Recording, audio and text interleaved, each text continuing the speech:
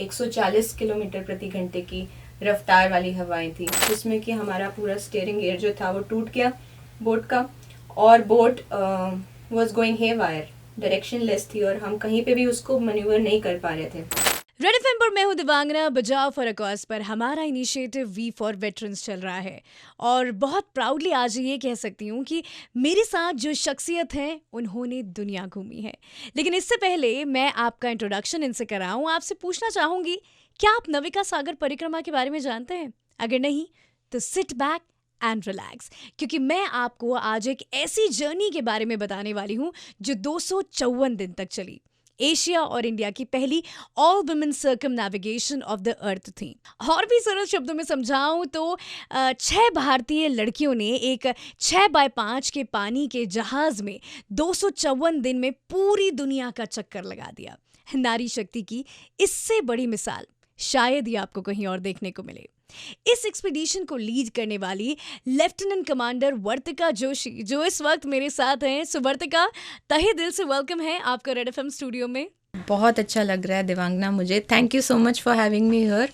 और तहे दिल से मैं शुक्रिया करना चाहती हूँ to you, to your entire team and the armed forces की आज आर्म्ड फोर्सेस फ्लैग डे के उपलक्ष्य पे आपने मुझे यहाँ पे बुलाया है to share my journey with you all.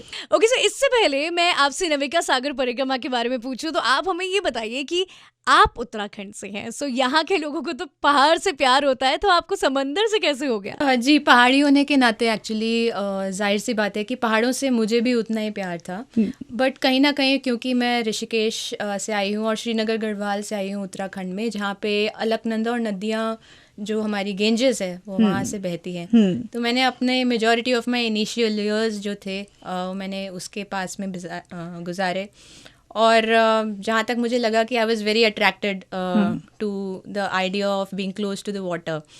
लेकिन कहीं ना कहीं क्योंकि पानी एक तरीके से भयभीत भी करता था, बहुत डर लगता था देख करके, पर दूसरी तरफ से वो एक अट्रैक्शन भी फील होता था पानी की तरफ।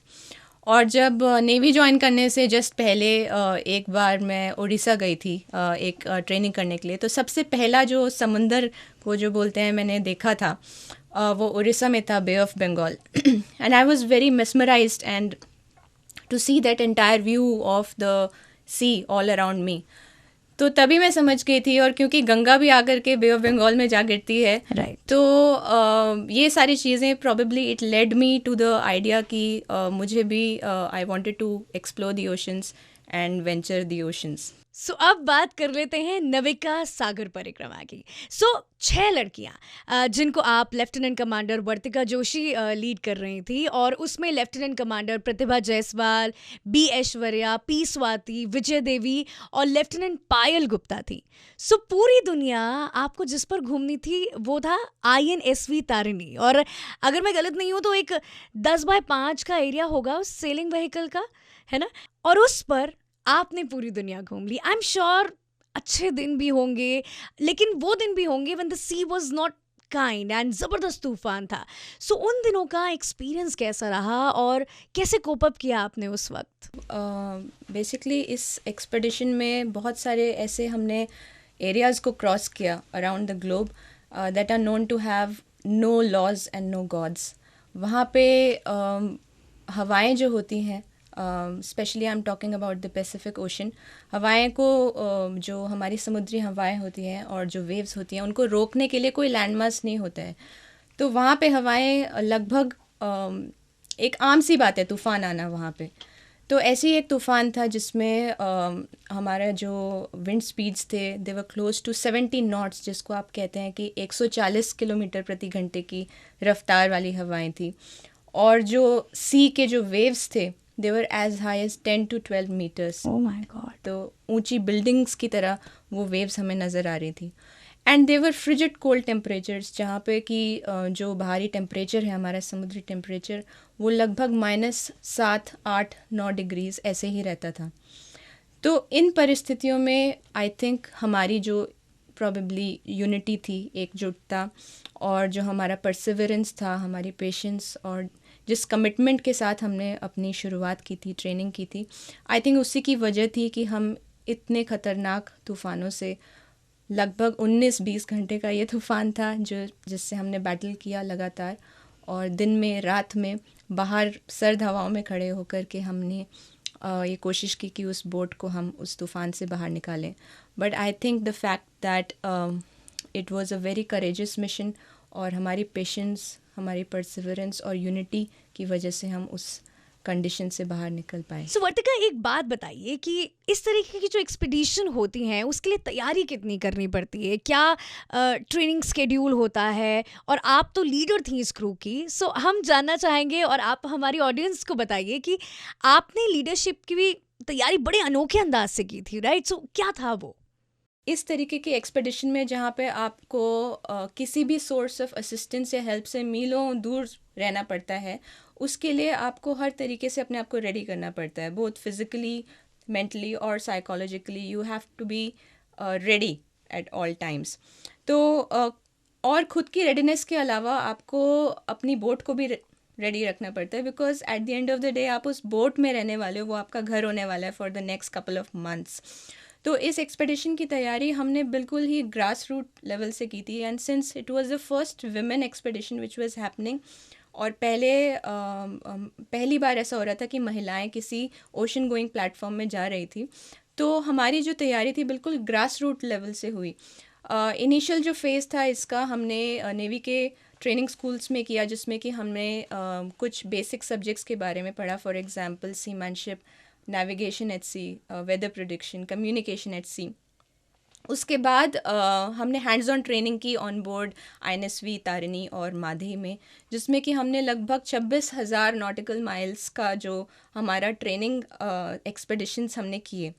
This was before we actually embarked on the expedition. और जहाँ तक की बात है कि मेरी खुद की जो लीडरशिप ट्रेनिंग थी, आई वुड से कि जिस तरीके से हमने 3 से 4 साल एक साथ सेल किया, I had to be very clear about few things, few skills जो रिक्वायर्ड थे इसमें, जैसे कि a good decision making skill in extreme conditions, और किस तरीके से हम एक टीम को एकजुट रख सकते हैं, because we were going to be away, और हमारी हेल्प के लिए बस हम खुद ही थे और कोई नहीं था.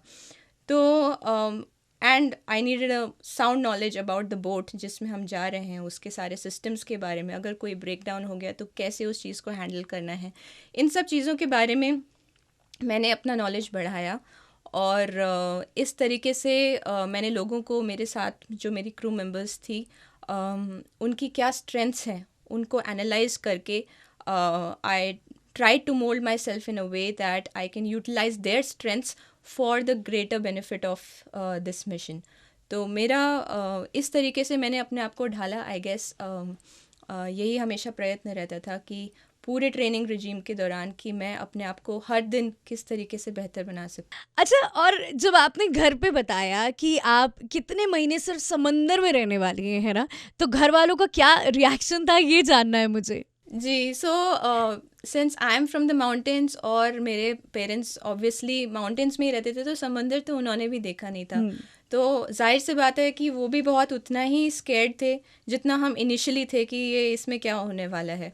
तो उनका जो ये डर था उसको कम करने के लिए मतलब हम सब ने मिलकर के एक प्लान बनाया कि हम अपने अपने पेरेंट्स को बोट में बुलाएंगे, and we will introduce them to the boat कि क्या होता है समंदर में सेल करना, कैसे करते हैं इसको सेल. तो मैंने अपने पेरेंट्स के टिकट्स बुक किए from India to Mauritius. That was a time जब हम पहली बार बोट को निकालने वाले थे from on our first training expedition from Goa to Mauritius. तो मॉरिशस में पहुंच के जब उन्होंने देखा कि हमारी बेटियां सब आ रही हैं बोट लेकर के all the way from India, 2500 nautical miles की दूरी कवर करके अपने आप से इंडिपेंडेंटली लेकर के आए हैं, तो उन्हें बहुत प्राउड फील हुआ. और इस तरीके से उन्होंने फिर आगे भी हमें सपोर्ट किया कि आप ये कर सकते हो. Looking at our calibre, I think that give them the confidence. 10 सितंबर 2017 को जो नविका सागर परिक्रमा की शुरुआत हुई थी, और ओरिजिनली आपको अप्रैल 2018 में वापस आना था, लेकिन आपका स्टीयरिंग गियर खराब हो गया था, जिसकी वजह से आपको एक अनस्केड्यूल स्टॉप लेना पड़ा था पोर्ट लुइस में रिपेयरिंग के लिए. सो ये क्या हुआ था? व्हेन हमारा लास्ट लेग था ऑफ द एक्सपेडिशन, और केप टाउन से हमें निकलना था और इंडिया वापस पहुंचना था, and people back at home were preparing 1 month in advance कि we are coming back, and पूरी तैयारियां चल रही थी हमारे वेलकम की. Even people from the government, they were all set from the navy, the defence minister, schedules were going on कि ये तारिणी आने वाली है और उनका वेलकम होने वाला है. पर बीच में क्या हुआ कि हाफ वे थ्रू इंडिया हमारा स्टीयरिंग गियर का जो ये मैकेनिज्म होता है जो कि जिससे बोट चलती है, it's like basically the steering wheel of a car. तो यू कैन इमेजिन कि अगर आप फुल स्पीड पर अपनी गाड़ी चला रहे हो और सडनली आपका स्टीयरिंग व्हील टूट जाए तो क्या होगा गाड़ी के साथ, वो पूरी अनकंट्रोल्ड हो जाएगी. वही कुछ हुआ. उसी तरीके की एक चीज़ हुई हमारे साथ भी, जिसमें कि हमारा पूरा स्टीयरिंग गियर जो था वो टूट गया बोट का, और boat was going haywire, directionless थी, और हम कहीं पे भी उसको मैन्यूवर नहीं कर पा रहे थे. तो हमने सब ने मिल कर के बैठ कर के पहले तो 10 से 12 घंटे हमने सोचा कि हम क्या कर सकते हैं. There was a lot of brainstorming in the boat. Some people said come back, come to a port, और सम पीपल बट हमने ये पूरा ब्रेनस्टॉर्मिंग की, और उसके बाद हमने एक टेम्पररी एक फिक्स किया उस स्टीयरिंग गियर को, जिसकी वजह से हमें थोड़ी मैन्यूवरेबिलिटी मिली, थोड़ा स्टीयरेज वे मिला बोट के लिए. एंड विद दैट हम एकदम धीरे चाल में हम बोट को लेकर के जो नियरेस्ट पोर्ट था, जो कि पोर्ट लुई था इन मॉरिशस, वहाँ पे हम लेकर के गए बोट को. And we repaired the boat, एंड उसके बाद फिर हमने अपनी जो ये जर्नी थी वो रिज्यूम की. कमांडर वर्तिका जोशी की तरह हजारों सैनिकों ने अपने घर और अपने घर वालों से दूर रहकर न जाने कितने त्योहार और कितने जन्मदिन मना लिए. यहाँ तक कि कई बार उनको अपने घर वालों को और रिश्तेदारों को आखिरी अलविदा कहने का भी मौका नहीं मिला. हमारा फर्ज है कि हम ऐसे पूर्व सैनिकों और उनके परिवार की जिंदगी को बेहतर करें, और इसके लिए आप अपना कंट्रीब्यूशन दे सकते हैं armed forces flag day fund में, जिसकी वेबसाइट है AFFDF.gov.in. सो लेफ्टिनेंट कमांडर वर्तिका जोशी, बहुत बहुत शुक्रिया हमारे साथ जुड़ने के लिए. Thank you so much. जय हिंद.